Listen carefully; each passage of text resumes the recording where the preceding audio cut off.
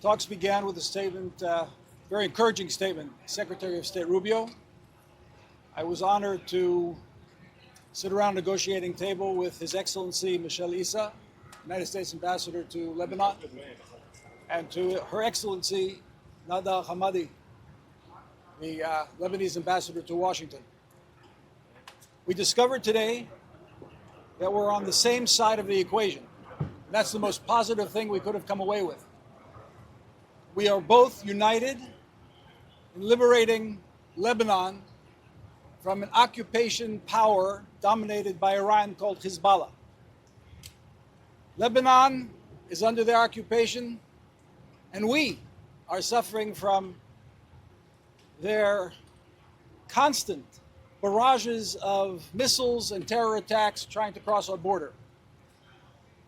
We talked about a number of things, and most importantly, the vision, the long-term vision, where there'll be a clearly delineated border between our countries, and where the only reason we'll need to cross each other's territory will be in business suits to conduct business or in bathing suits to go on vacation. We made it very clear that the security of our civilians is not up for negotiation. That is understood by the government of Joseph Aoun. And I must say, this was a victory for sanity, for responsibility, and for peace. Because the head of Hezbollah warned the government of Lebanon yesterday not to participate in these talks. And the government of Joseph Aoun bravely said no to Hezbollah. And this is the beginning of a very strong and fortified, consistent battle against Hezbollah. They are weakened as they've never been, and together we'll continue to rid the threat of this Iranian proxy, which is so malign and so malignant in the region. Is there something specific your Lebanese counterpart said today to give you optimism that the LAF will really begin to take hold in southern Lebanon and disarm Hezbollah? And also, conspicuous by their absence today were the French.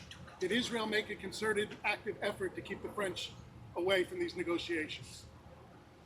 Well, I hope we won't have to make a concerted effort, but we certainly don't want the French anywhere near these negotiations. We'd like to keep the French as far away as possible from pretty much everything, but particularly when it comes to peace negotiations. They're not needed. They're not a positive influence, particularly not in Lebanon. What gives me hope is the fact that the Lebanese government made it very clear that they will no longer be occupied by Hezbollah. And Iran has been weakened. Hezbollah is dramatically weakened. This is an opportunity. This is the first time our two countries are sitting together in over 3 decades. Let's feel the moment. Let's enjoy the moment. And we enjoyed it together. We had a wonderful exchange of over 2 hours. There's a joint statement that's coming out, a statement where the ambassador expressed her government's position, where I expressed my government's position, and we're going to take it from there. Please. What impact could the peace agreement with Lebanon have on the region and particularly on Iran? Second question, is there any agreement among you two against militias in the region and including Hezbollah in Lebanon? I didn't understand the second question. Second question, do you have any agreement with Lebanon to against militias on the region? In Iraq? Well, first of all, on the first question, it's imperative that there's a complete delinkage between Lebanon and Iran. Iran is the malign influence in the region and around the world, and Hezbollah is their proxy next to Israel. It's like a front operation of Iran against Israel. And now is the opportunity to push them back because they're as weak as they've never been. So there's an imperative to maintain that delinkage. In terms of agreement with Lebanon, we're working on the agreement on every front, on the security front and on the civil front, to try to achieve together a complete peace treaty that the moment we have the security issue solved, we can take the peace treaty and embark on a harmonious relationship like we have with the other Abraham Accord countries. Three brief questions. First of all, can you give us a sense of, put this moment into context for us? You're talking about Israelis going on holiday to Lebanon and the other way around. I mean, that is extraordinary. So put this in context for us. Secondly, when will Israel cease fire against Hezbollah in southern Lebanon? Because at the moment, the fighting is ongoing. And lastly, the Lebanese ministers have told us that in a sense, Israel is undermining what their effort is, which is they are calling for Hezbollah to disarm, they're calling for dialogue. They say they're doing everything they can and that you're undermining things by continuing to fight in the south.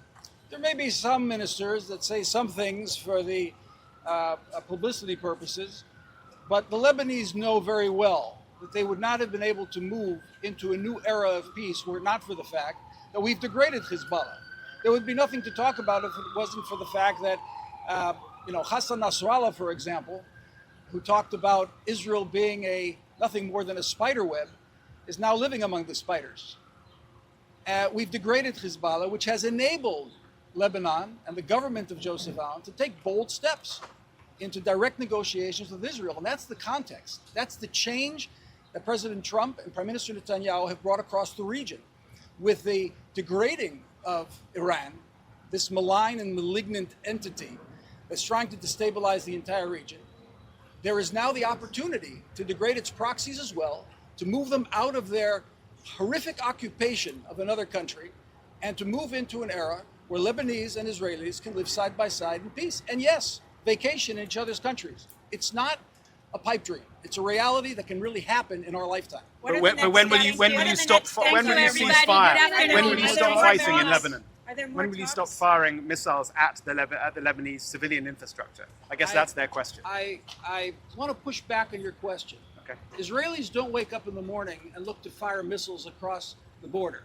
The missiles are being fired at our civilians. That will be put a stop to. We will not allow a terror organization to continually fire missiles into our population centers. That has to be understood by anybody asking such a question. The Lebanese understand that. I hope the media will as well. Do you think that they understand another meeting? When is the next meeting?